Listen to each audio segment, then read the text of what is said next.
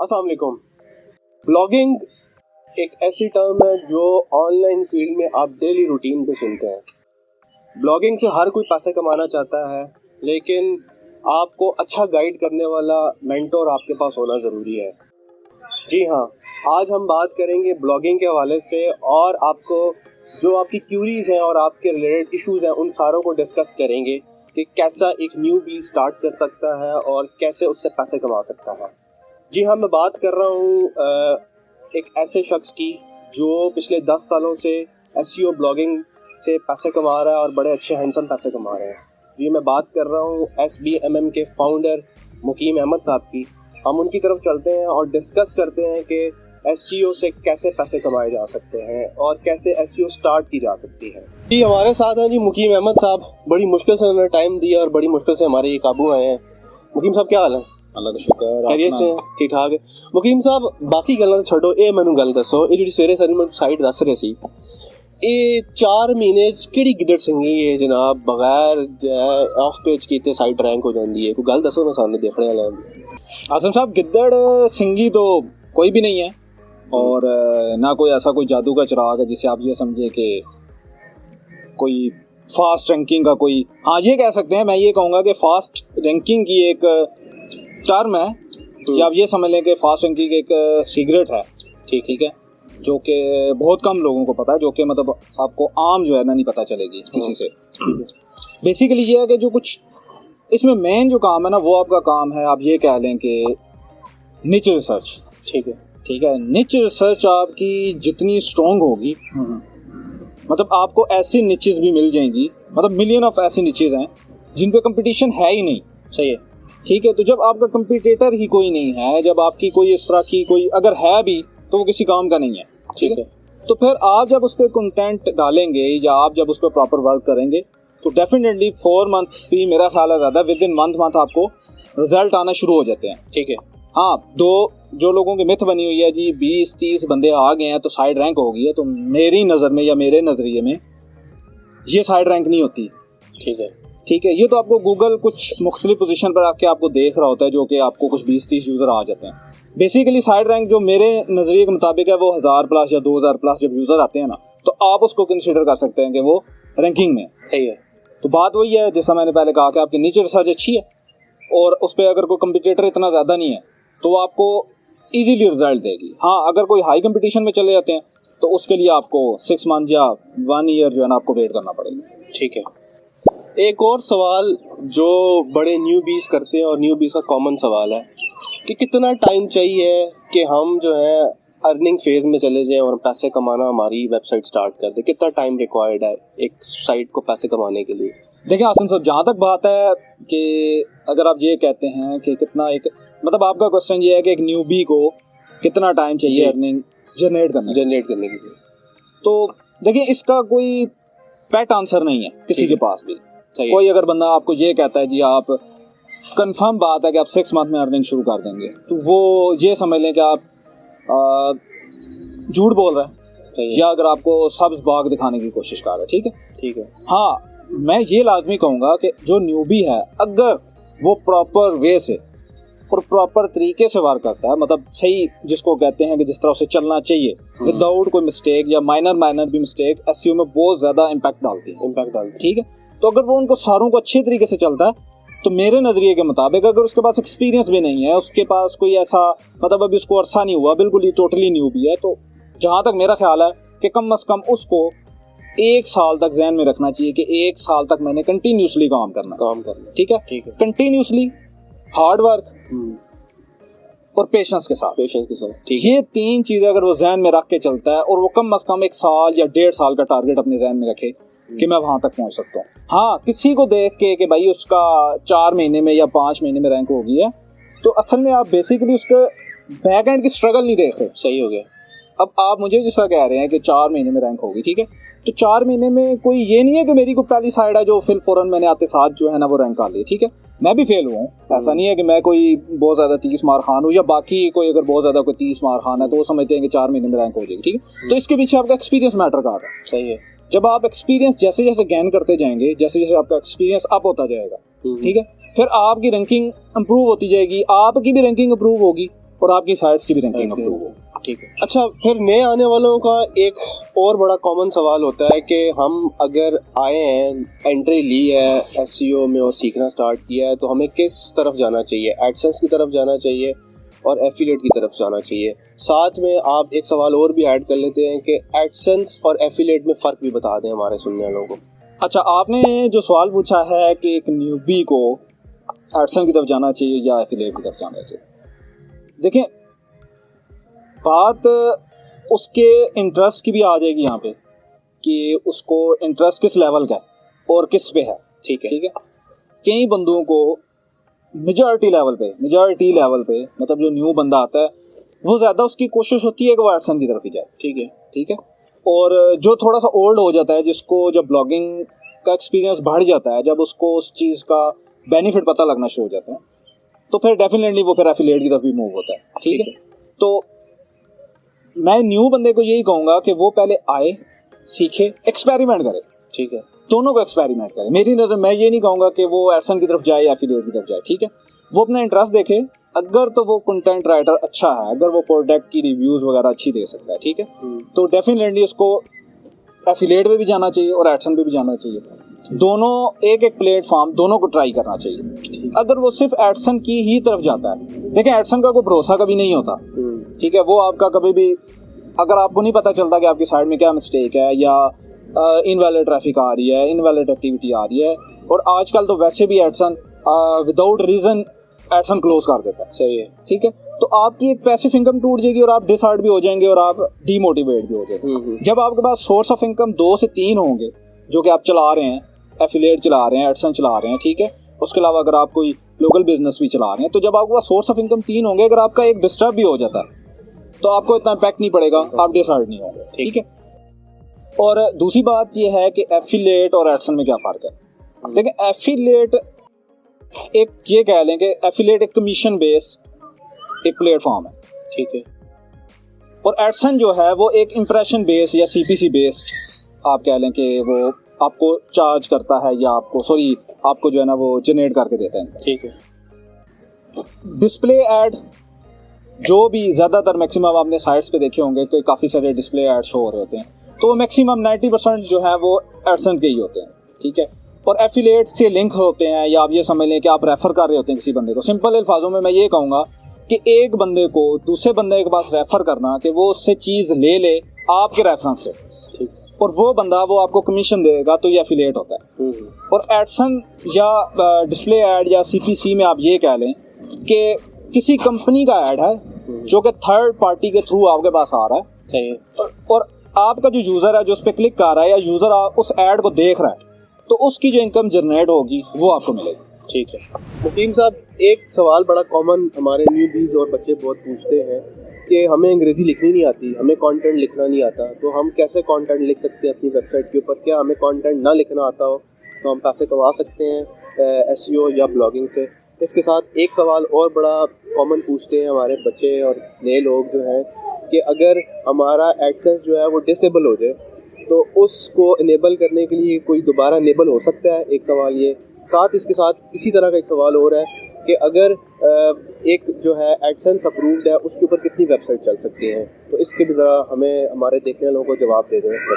अच्छा, देखें आपने बात की कि कंटेंट राइटिंग एक न्यूबी आता है उसको वाकई बहुत बड़ा ये हेडेक है उसके लिए कि उसको कंटेंट नहीं लिखने आता। सही है। एक तो लिखने नहीं आता, वो तो एक अलग मैटर है कि चले वो उसकी इंग्लिश स्ट्रॉन्ग नहीं है, या कुछ लोगों को इंग्लिश ठीक है लेकिन उनको तरीकाकार भी नहीं आता कि आपने उसको लिखना कैसे है, मतलब आया यूज़र की नीड के मुताबिक या यूज़र कंटेंट के मुताबिक आपने उसको कैसे फुलफिल करना। ठीक है। तो उसके लिए जो जहाँ तक मेरा मशवरा है, पहले मशवरा तो ये है कि जिनको इंग्लिश नहीं आती, ठीक है, या जो राइटिंग नहीं कर सकते, देखो उनके पास 2 सिनेरियो है। या तो वो अपनी इंग्लिश इंप्रूव करें, मतलब इतनी इंग्लिश भी स्ट्रॉन्ग ना हो, मैं ये नहीं कहता को PhD लेवल तक हो, मतलब अच्छी या इंटर लेवल तक भी अगर आपकी इंग्लिश है कि आप को सेंटेंस वगैरह अगर आप ठीक लिख सकते हैं तो आप लिख सकते हैं, कोई मसला नहीं। ठीक है। अगर आपको बिल्कुल ही आप नहीं लें, मतलब ये भी है कि आप नहीं लिख सकते, तो बेहतर पहला मशवरा ये है कि आप उसको लर्न करें। ठीक है। कि आपने सीखना कैसे है। ख़ासकर जो बिल्कुल न्यूबी है, मैं तो उनको कहूँगा कि इंग्लिश न्यूज़पेपर पढ़ा करें या कॉलम वगैरह पढ़ा करें। फिजिकल ना पढ़ें, बेशक ऑनलाइन पढ़ लें, इंग्लिश बुक्स पढ़ लिया करें, ठीक है। तो उससे ये होगा कि उनकी कैबलरी जो है ना इंग्लिश की वो अच्छी है, ठीक है। और दूसरा तरीका ये है कि अगर वो ये नहीं चाहते कि नहीं हम कर ही नहीं सकते, कई लोग जो है ना वो बिल्कुल ही दिल छोड़ जाते हैं, बिल्कुल ही नहीं कर सकते, तो उनके लिए मेरे लिए बेटर मशवरा मैं उनको ये दूंगा कि वो फिर अपने साथ किसी दोस्त यार को या अपने करीबी किसी बंदे को पार्टनरशिप कराए, ठीक है, ठीक है। मतलब जो अच्छा कंटेंट राइटर भी हो, जो लिख सकता हो, जिसकी इंग्लिश भी अच्छी हो, ताकि वो दोनों मिल के काम करेंगे। कहते हैं वो सिंगल ही होता है, दो ही होते हैं, सही होता है। तो दो जब होंगे तो वो ज़्यादा स्पीड से आगे बढ़ेंगे बनिस्बत एक, ठीक है। और दूसरा आपने सवाल पूछा कि एडसन का डिसेबल होना। देखिए एडसन का डिसेबल होने का किसी को कोई पता नहीं है कि कब किस टाइम डिसेबल हो, ठीक है। लेकिन जहाँ तक मेरा नज़रिया, अगर आप उसको एक प्रॉपर वे से और उसकी सारी पॉलिसी पढ़ के चलते हैं तो फिर वो आपका डिसेबल नहीं होता, ठीक है। मेरे अपने एडसन बहुत ओल्ड एडसन अभी तक सेल अल्हम्दुलिल्लाह चल रहा है, ठीक है। 2013-12 के भी चल रहे हैं, ठीक है। 2000 बीच में डिसेबल भी हुए हैं, मतलब ओल्ड मेरे डिसेबल भी हुए हैं, तो उसमें मेरी अपनी कुछ कोताही आप ये कह लें कि सुस्ती, कि मैंने उनको ज़्यादा नज़र में नहीं रखा या मैं उन पर ज़्यादा फोकस नहीं कर सका, जिसकी वजह से वो डिसेबल है, ठीक है। अगर तो डिसेबल हो जाता है, ठीक है, तो कोई मसला नहीं है, वो दोबारा उसी साइड पे दोबारा अप्रूव भी हो सकता है, ठीक है। और वो अप्रूव हो सकता है इजीली, मतलब एक एडसन पे आप बेशुमार अनलिमिटेड साइट होस्ट कर सकते हैं, ठीक है। और फर्स्ट कि अगर आपका एक डोमेन है, जो आपका मेन पॉइंट था कि अगर डिसेबल हो गया, अगर एक आपका डोमेन है अगर तो वो बंद हो जाता है या गूगल एडसन क्लोज हो जाता है या डिसेबल हो जाता है, ठीक है। देखें उधर भी फिर दो सिनेरियो आ जाते हैं, या तो वो इनवैलिड एक्टिविटी की वजह से बंद होगा या तो वो आपके डोमेन लेवल पे बंद होगा, ठीक है, ठीक है। दूसरे मैंने में ये कह लेंगे एक ट्रैफिक लेवल पे बंद होगा और एक आपके डोमेन लेवल पे क्लोज होगा, ठीक है। अगर तो वो ट्रैफिक लेवल पे बंद होता है, लाइक अगर आपकी इनवैलिड एक्टिविटी हुई है या अगर आपके उस पर किसी कंप्यूटर ने आके बहुत ज़्यादा क्लिक्स वगैरह करके आपका डिसेबल कर दिया, ठीक है, तो फिर वो 3 टाइम अप्रूव हो सकता है, ठीक है, ठीक है। मतलब एक आप उसमें दोबारा न्यू एडसन बना सकते हैं 3 टाइम, ठीक है। अगर तो आपका डोमेन लेवल पे बंद होगा, लाइक आपने बिल्कुल ही पॉलिसी वायलेशन कर दिया, आपने कोई ऐसा कंटेंट डाला है, स्ट्रीमिंग का डाला है, या आप क्रैकिंग पे चले गए हैं या अडल्ट टाइप पे चले गए, ठीक है, तो फिर एडसन क्या करेगा कि एडसन आपका डोमेन लेवल पे क्लोज कर देगा, ठीक है। तो डोमेन लेवल पे क्लोज करने से होगा कि फिर आपका एडसन दोबारा उस डोमेन पे अप्रूव नहीं होगा, ठीक है। तो ऐसी ना कोई ऐसा टूल है कि कोई आपको बताए कि ये डोमेन लेवल पे क्लोज हुआ है और या फिर ये ट्रैफिक लेवल पे क्लोज हुआ है, ठीक है, क्योंकि मैसेज उनके पास एक ही है जो सिस्टम के पास है वो आता है, वो या ठीक है। तो इसका जो सिंपल हाल है, अगर वो बंद हो जाता है डोमेन लेवल पर, वो अप्रूव आपने दोबारा एप्लीकेशन भेजी है, ठीक है, और वो अप्रूव नहीं हो रहा है, तो इसका फिर जो अच्छा तरीके से ये है कि आप उसको 301 रीडायरेक्ट कर दें न्यू डोमेन, मतलब पूरे SEO समेत, ठीक है, प्रॉपर 301। और गूगल सर्च कंसोल पे भी जाकर आपने गूगल को पिंग करना है कि भाई मैंने अपनी डोमेन जो है वो चेंज कर ली है, ठीक है, विदाउट पूरे SEO पूरे आर्टिकल के साथ, ठीक है। जब न्यू डोमेन होगा तो वो फिर डेफिनेटली उस पर अप्रूव होगा, ठीक है। मुकीम साहब, मुझे एक चीज़ बड़ी क्लिक करती है और बड़ी जो है ना, मेरा कोशिश है कि मैं सवाल वो ये है कि आप पिछले 2.5-3 सालों से पढ़ा रहे हैं, आपके ऑनलाइन केस स्टडी भी पढ़े हुए हैं, आप फ्री भी पढ़ाते हैं, आप पेड भी पढ़ाते हैं, आपके सेशंस भी होते हैं, मैंने वो सेशंस भी देखे हैं। तो मुझे एक बताएं, SBAMM क्यों जो है पेड कोर्स की तरफ जा रहा है, और साथ साथ मुझे आप ये चीज़ बताएं कि जितना कुछ आप पढ़ा रहे हैं, पिछले 10-11 सालों का आपका एक्सपीरियंस है, ये सारा का सारा तो यूट्यूब से भी लोग सीख सकते हैं, तो यूट्यूब की तरफ क्यों नहीं जाते। अब आप दूसरा ये देखें कि इसके अलावा एक और बड़ा फैक्टर है कि एक मेरे जैसा नया बंदा है जिसको SEO और ब्लॉगिंग सीखनी है, वो अपने 15-20 हज़ार रुपये आपको क्यों दे। क्या ऐसी चीज़ आप बता रहे हैं जो फ्री में नहीं हो सकती, पेड में हो सकती है? हाँ, देखिए पहली बात ये कि ये आप पहले बंदे नहीं है जिसने मेरे से सवाल पूछा, ठीक है, मतलब काफ़ी बंदों का ये क्वेश्चन है जो कि पूछते हैं, और कुछ लोग हैं, देखें किसी को आप रोक नहीं सकते कि कुछ लोग आपके अगेंस्ट होते हैं, कुछ आपके साथ होते हैं, पॉजिटिव भी लोग होते हैं, नेगेटिव भी। देखिए हर बंदे का एक अलग अपना माइंड लेवल है सोचने का, तो जो मकसद है बात करने का, जो आपने फ्री और पेड की बात कर दी, चलो तो ये वैसे आपने मुश्किल सवाल पूछ लिया, लेकिन फिर भी आंसर करते हैं इसको कि इसका मसला क्या है। देखिए मैंने फ्री भी पढ़ाता हूँ, मैंने पहले भी पढ़ाया है, ठीक है, मेरी एक्टिविटी कम है फेसबुक पे, अदरवाइज आपको पता है कि मैं सेशन वगैरह भी यूनिवर्सिटी वगैरह में बिल्कुल लेते हैं, ठीक है। तो वहाँ से हम कोई चार्ज नहीं करते, ठीक है। और फ्री में जो मैं केस स्टडी दिखाता हूँ, जब मैं फ्री में केस स्टडी काफ़ी कराता रहता हूँ, फ्री में हमारे फर्दर सेशन ग्रुप के अंदर होते रहते हैं, ठीक है। फ्री भी हम नॉलेज देते हैं। देखिए, अगर कोई बंदा नहीं करना चाहता पेड, अगर उसके पास नहीं है, अगर वो मुतमईन नहीं है, ठीक है, तो वो फ्री में सीख सकता है, ठीक है। और जो पेड और यूट्यूब की बात है कि यूट्यूब पे वो स्टॉक पड़ा हुआ है और पेड में भी है, ठीक है, सेम ही है, तो पेड क्यों है? देखिए, इसका भी एक आसान और बहुत सिंपल सा जवाब है, ठीक है। उम्मीद है कि सबको इस क्वेश्चन के बाद जो है ना वो क्लियर हो जाएगा, दोबारा उनके पास क्वेश्चन है। देखिए, यूट्यूब के पे आपको कभी भी एक वे में चीज़ नहीं मिलेगी, ठीक है। मतलब एक प्रॉपर स्टेप बाय स्टेप आपको नहीं पढ़ाया जाता, ठीक है। और दूसरा ये है कि यूट्यूब पे वीडियो जो 100 में से अगर 10 बंदा देखता है ना, ठीक है, ये चलें 100 में से 100 देखता है, तो जहाँ तक मेरा नज़रिया टोटल जो है ना वो 2% भी इम्प्लीमेंट नहीं करते, ठीक है। वो जितनी मर्जी पेड चीज़ वहाँ पे दे दे, अच्छी चीज़ दे दे, लोग उसको ये समझते हैं कि ये रिजेक्ट हो गई है या ख़त्म हो चुकी है। और अक्सर बात हकीकत भी है कि जो है ना वो जो चीज़ एक्सपायर हो जाती है, जैसे अंग्रेज़ है ना, उसके बाद जब कोई टेक्नोलॉजी एक्सपायर हो जाती है ना तो वो ओपन नहीं कर देता और वो पाकिस्तान के पास आ जाती है, ठीक है। न्यू टेक्नोलॉजी वो नहीं देता। तो ऐसा ही है कि ब्लॉगर और ऑनलाइन फील्ड में भी ऐसा ही है कि जब कोई चीज़ एक्सपायर हो जाती है, जो वो खुद चला आप ये कह लें कि उसकी, मैं ये एग्जांपल दूंगा कि वो कहते हैं कि गंडेरी में से रस जब चूस लिया जाता है ना तो वो गंडेरी मार्केट में आ जाती है, ठीक है। तो अगर कोई बंदा सीखना चाहता है तो वो सीख सकता है, वो मसला नहीं है, पाबंदी तो नहीं है, वो ओपन है, पब्लिक है, सबके लिए, ठीक है। और हर दूसरा बंदा वहाँ पे सिखा रहा है, लेकिन मसला फिर वहीं पे आ जाता है कि वहाँ पे एक तो स्टेप बाय स्टेप नहीं है, और दूसरा सबसे बड़ा मसला वहाँ पे किसी की आपकी मेंटोरशिप नहीं है, ठीक है। उस्ताद जब आपके पास नहीं है तो सिर्फ देखने से कुछ नहीं हो सकता। देखें, आप यूनिवर्सिटी में भी जाते हैं, कॉलेज स्कूल से पहले से लेकर आप जो है ना 16 लेवल 18 PhD लेवल तक पढ़ते हैं, ठीक है। वो आप घर में भी पढ़ सकते हैं, यूट्यूब पे वो अवेलेबल है, हर क्लासेस अवेलेबल है, लेकिन वहाँ पे वही मसला है कि वहाँ पे आपके सर पे टीचर नहीं है, सही है, वहाँ पे आपके सर पे सख्ती नहीं है, ठीक है। जब आपको एक टीचर मिलेगा, एक इन्वायरमेंट मिलेगा स्पेशल, जब जहाँ पे सख्ती होगी, जैसे आपको पता है कि SBM में हम सख्ती बहुत करते हैं, ठीक है, हर तरह से हमारी सख्ती होती है कि नोट्स बनाए जाएँ, प्रॉपर काम किया जाए। उससे ये होता है कि वो ना चाहते हुए भी वो काम करता है, लेकिन यूट्यूब पे ये है कि उसको सख्ती नहीं है। और उसके बाद जो थर्ड चीज़ है कि आपके पास सपोर्ट नहीं, ठीक है। पेड में ही होता है कि देखें, पेड हम अल्लाह माफ़ करे, कंटेंट का तो कोई भी हम पैसा चार्ज नहीं कर रहे, ठीक है। आप ये अगर कहें कि हम जी अपने इल्म का, अगर एज ए मुस्लिम इल्म का पैसा चार्ज ही नहीं कर सकते, ठीक है ना। हाँ, टाइम का चार्ज कर सकते हैं, जो हम आपको टाइम दे रहे हैं, ठीक है, 2.5-3 घंटे की जो हम क्लास आपको दे रहे हैं। उसके बाद फर्दर हम आपको, आपका कोई मसला है, आप इनबॉक्स में आ जाते हैं, ग्रुप में आ जाते हैं, हम सारी मसरूफियात छोड़ के उन सब बच्चों को एंटरटेन कर रहे होते हैं कि ताकि वो क्या हो, सक्सेस हो, ठीक है। तो वो उस टाइम की सिर्फ जो है ना चार्ज हो रही है, और वो भी कुछ नहीं ज़्यादा नहीं है। मार्केट में आपको पता है कि 40-50 हज़ार 60 हज़ार की चार्ज है, ठीक है।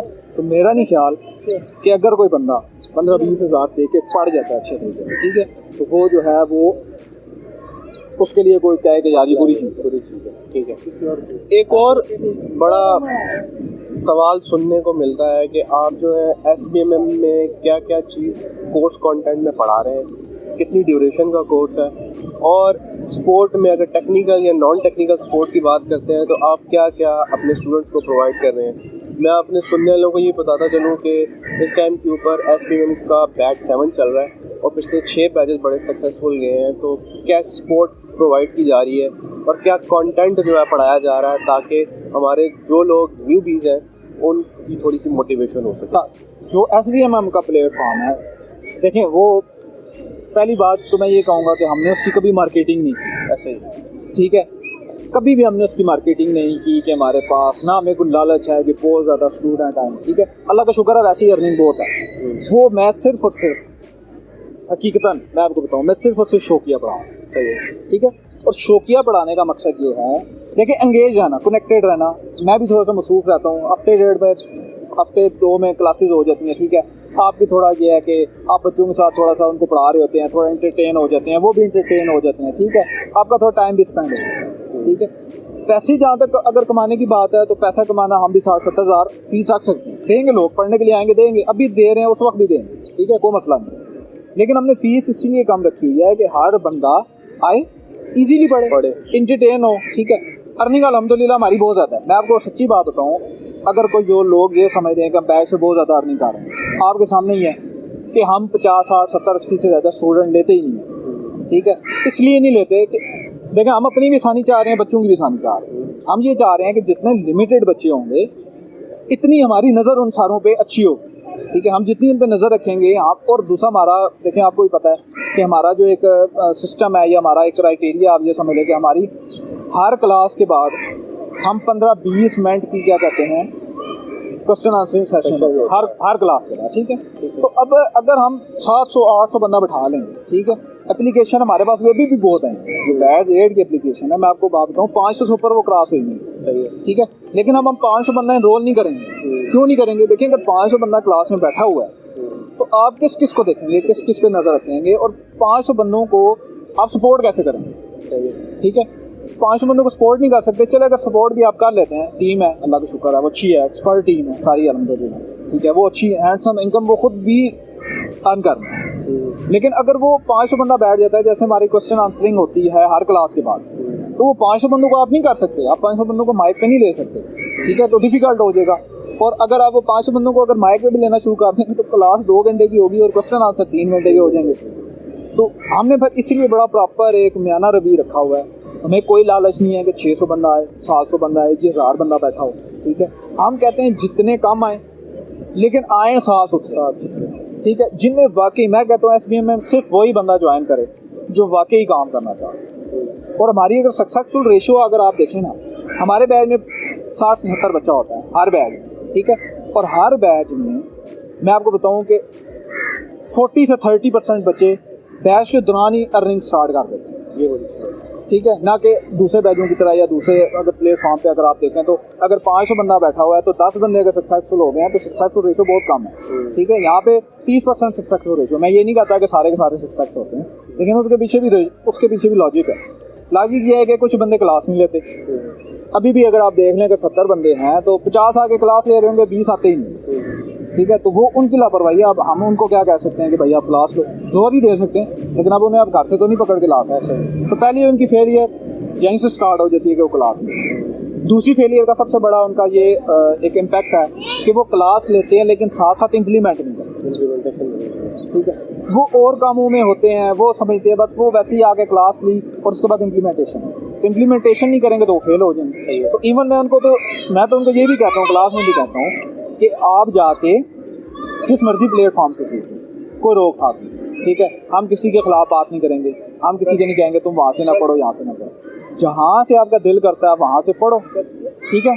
और बस बात सिंपल ये है कि जहाँ से भी आप पढ़ो आप उसको इम्प्लीमेंट करो, साथ साथ जो भी आपने सीखा है उसको साथ साथ इम्प्लीमेंट। जब आप इम्प्लीमेंट करेंगे, इवन आप यूट्यूब से भी सीखते हैं, फिर मैं तो ओपनली ये भी कहूँगा जितने भी न्यूबी हैं वो सबसे पहले यूट्यूब पे जाएं, वहाँ से वो बेसिक सीखें, साथ साथ उसको इम्प्लीमेंट करें। जब वो अपने आप को इस लेवल पे समझ लें कि अब हमें SEO की समझ आ गई, अब हमें थोड़ा सा एडवांस जाना है, ठीक है। अब हमने कुछ सीक्रेट जो है ना टिप्स सीखनी है, सीक्रेट जो है ना ट्रिक सीखनी है, अनटैप जो है नीचे सीखनी है, कैसे निकालना, फिर वो SBM को ज्वाइन करें। सबको मैं कहता हूँ ज्वाइन करें, कोई मसला नहीं। मेरी बहुत सारे क्यूरी जो है वो क्लियर हो गई, आई होप कि आपकी भी होगी। अच्छा मुकीम साहब, ये गल मैं दसो कि ये जो डिजर्विंग कोटा असी बहुत सुनने पे हैं, ये वाकई है या कोई मार्केटिंग पिच सकने पे हो जो है कि टेस्ट वेस्ट वाला सीन है, ये कोई ऐसा सीन है वे कि नहीं सीन है, ये भी ज़रा क्लियर करो ना, मैं देख रहे हैं हाले नहीं आसिम साहब, ऐसी बात नहीं है कोई मतलब ये कह लें कि कोई मार्केटिंग टेक नहीं है। आप अगर कोई ये समझ रहा है कि भाई डिजर्विंग कोटा जो डिसेबल कोटा है, डिसेबल डिजर्विंग, ठीक है। असल में डिजर्विंग कोटा और चीज़ है, मैं ये कहूँगा कि डिसेबल डिजर्विंग कोटा, ठीक है। तो अल्हम्दुलिल्लाह कोई मार्केटिंग टेक नहीं है, बस ये है कि मैं तो ओपन ऑफर है सबको, ठीक है।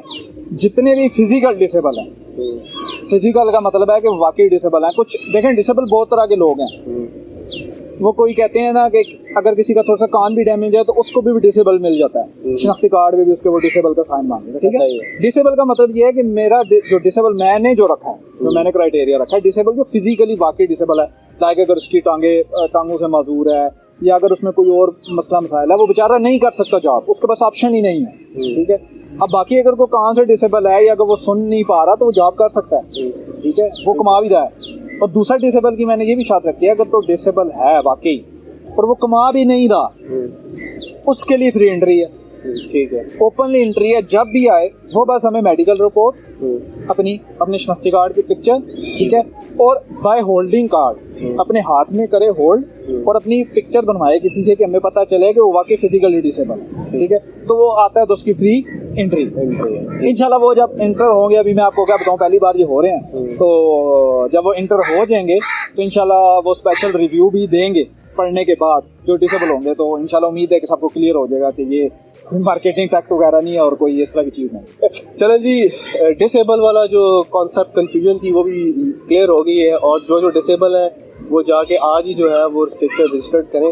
और साथ साथ आप ये भी मुझे बता दें मुकीम साहब कि डिस्काउंट का एलिजिबिलिटी क्राइटेरिया क्या है, और अगर कोई डिस्काउंट लेना चाह रहा है तो किस बेस पर डिस्काउंट ले सकता है आपसे। देखिए, जहाँ तक अब डिस्काउंट की बात है, डिस्काउंट तकरीबन मैं 50% लोगों को हर बार हम जो है ना वो देते हैं। ठीक है, ठीक है, विदाउट कोई हाउ ना हो, सबको पता है। और जो भी SBMM के स्टूडेंट है, जो भी पढ़ रहे हैं, जो पढ़ चुके हैं, उन्हें बेटर पता है कि उन्हें डिस्काउंट मिला है या नहीं मिला। ठीक है, जितनी इंटेंटेन मैं कर सकता था कि ये किसी ना किसी तरीके से हर बंदा पढ़ ले, सीख ले और कमाऊ हो जाए। ठीक है, कोई हमने कोई मतलब ये है कि हार्ड रिस्ट्रिक्शन नहीं रखी भाई, आपने ना कोई डिस्काउंट है और ना कोई आप क्या कहते हैं इंस्टॉलमेंट है। ठीक है, इवन मैं आपको बताऊं कि मैं बच्चों को इंस्टॉलमेंट भी दे देता हूँ। ठीक है, जो ज़्यादा आगे बता देता है कि भाई एक पिछले बैच की बात है कि पिछले बैच में एक बंदा मेरे पास आया, तो उसने मुझे अपनी पे स्लिप दिखाई। ठीक है, उसने मुझे पे स्लिप दिखाई, कहता है कि मुकीम भाई बात यह है कि मेरी जो पे है वो है ही 20,000, तो मैं अब घर चलाऊँ या मैं आपको फीस दूँ, और मैंने पढ़ना भी है। ठीक है, तो उसने मुझे खुद ही कहा कि अगर मेरे साथ आप ये रिलैक्सेशन कर लें कि हर मंथ 5,000 का, ठीक है, तो मैंने कहा ओके, नो इशू। एक बंदे की मजबूरी है, एक बंदे की वाकई लॉजिक है। ठीक है, तो वो 5,000 करके उसने 3-4 मंथ में दिए, कोई भी इशू नहीं हुआ। ठीक है, ठीक सर जी, ये जो डिस्काउंट वाली बात है ये तो बिल्कुल एग्जैक्टली सही बात है, और ये मैंने भी पढ़ा है, मैंने बहुत कुछ सीखा है मुकीम साहब से, और मैं उम्मीद करूँगा कि जी जो मेरे देखने वाले लोग हैं वो आज ही जाएंगे और रजिस्ट्रेशन जो है वो कराएंगे अपनी नेक्स्ट बैच की, जो कि जल्दी स्टार्ट होने वाला है, बैच 8। तो आपने अगर रजिस्ट्रेशन अभी तक नहीं की हुई तो आप आज ही जाएं, रजिस्ट्रेशन आप आज ही करें नए बैच की, और आप भी पैसे कमाएं और अपनी फैमिली को सपोर्ट करें। अच्छा, जाते जाते मुकीम साहब आखिर में एक चीज़ मुझे ये बताएं कि जो लोग नए आ रहे हैं, नए बैच में आ रहे हैं, वो कैसे रजिस्टर्ड हो सकते हैं और क्या सारा प्रोसीजर है, वो ज़रा हमारे देखने वालों को बता दें ताकि उनके लिए आसानी हो जाए, वो जल्दी से जाकर रजिस्ट्रेशन करें। अच्छा, रजिस्ट्रेशन की जो बात है वो प्री रजिस्ट्रेशन हर वक्त ओपन होती है। ठीक है, मतलब न्यू बैच स्टार्ट होता है तो उसके साथ ही नेक्स्ट बैच की प्री रजिस्ट्रेशन स्टार्ट होती है। जैसे मैंने स्टार्ट में कहा कि अभी भी जो है वो 5+ जो है ना वो फॉर्म आए हुए हैं रजिस्ट्रेशन, प्री रजिस्ट्रेशन। ठीक है, तो फिर उसका हमने ये प्रोसीजर रखा हुआ है कि सम टाइम मुझे मतलब बहुत ज़्यादा इस तरह के मैसेज आए कि बैच जब स्टार्ट हो जाता है, ठीक है, तो उसके बाद मैसेजेस आते हैं कि हमें नोटिफिकेशन नहीं मिला, ठीक है, हमें पोस्ट नज़र नहीं आई। सम टाइम ऐसा होता है कि बंदा ग्रुप में नहीं एक्टिविटी होती या फेसबुक पे उसकी नहीं एक्टिविटी होती, तो वो कहीं बिजी होता है, तो हमने उसके लिए रखा हुआ है कि प्री रजिस्ट्रेशन फॉर्म, तो वो वहाँ जाके फिल कर लेते हैं। उसके बाद ये होता है कि जब बैच स्टार्ट होने वाला होता है या रजिस्ट्रेशन स्टार्ट हो जाती है, तो फिर हम क्या करते हैं कि उन सबको ईमेल या व्हाट्सएप वगैरह कर देते हैं ताकि वो इजी टू अप्रोच होते हैं हमारे लिए। ठीक है, फिर ये होता है कि उनके लिए भी नोटिफिकेशन मिस नहीं होती, और ये है कि जो ग्रुप में पोस्ट वगैरह हो जाती है, अगर वो नहीं भी देखते तो उनके लिए कोई इतना बड़ा हेडेक नहीं बनता। ठीक है, और दूसरा ये है कि जिन्होंने रजिस्ट्रेशन वगैरह करनी है वो बैच इंशाल्लाह जो 8 है वो रमज़ान में स्टार्ट होगा। ठीक है, और अभी प्री रजिस्ट्रेशन ओपन है, तो वो जाएँ sbmm.com.pk पे, वहाँ जाएँ इनरोल वाले टैब पे जाएँ, वहाँ पे प्री रजिस्ट्रेशन का टैब है, उस पर क्लिक करो, अपनी डिटेल इन करके और फॉर्म जो है वो सामने। जी, thank you so much for the time के मुकीम साहब ने अपनी बड़ा बिजी स्केड्यूल से आज हमें टाइम दिया है पहले, तो थैंक यू सो मच मुकीम साहब। हम अपने देखने वालों को ये बात बता दें कि जी आप जाएं, रजिस्ट्रेशन करें, रजिस्ट्रेशन का लिंक और वेबसाइट का लिंक हम इस पॉडकास्ट के नीचे और इस सारी डिस्कशन के नीचे हम एंटर कर देंगे। आप जाके आज रजिस्टर करें और सीखें जाके, और अपने और अपनी फैमिली को सपोर्ट करें। चलें जी, thank you so much for your time. हम जो है किसी और जगह पे, किसी और पॉइंट पे दोबारा मुकीम साहब को ज़हमत देंगे, दोबारा डिस्कशन करेंगे, कोशिश करेंगे कि आपकी नई से नई चीज़ें लेके आएँ ताकि हमारे जो देखने वाले नए लोग हैं या जो ऑलरेडी प्रोफेशनल हैं उनके लिए हेल्प होती रहे। मिलते हैं जी किसी नई जगह के ऊपर। थैंक यू सो मच, अल्लाह हाफ़िज़।